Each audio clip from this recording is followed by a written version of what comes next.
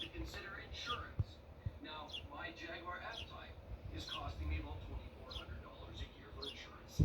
If you have to spread that out at monthly, that's $200 a month.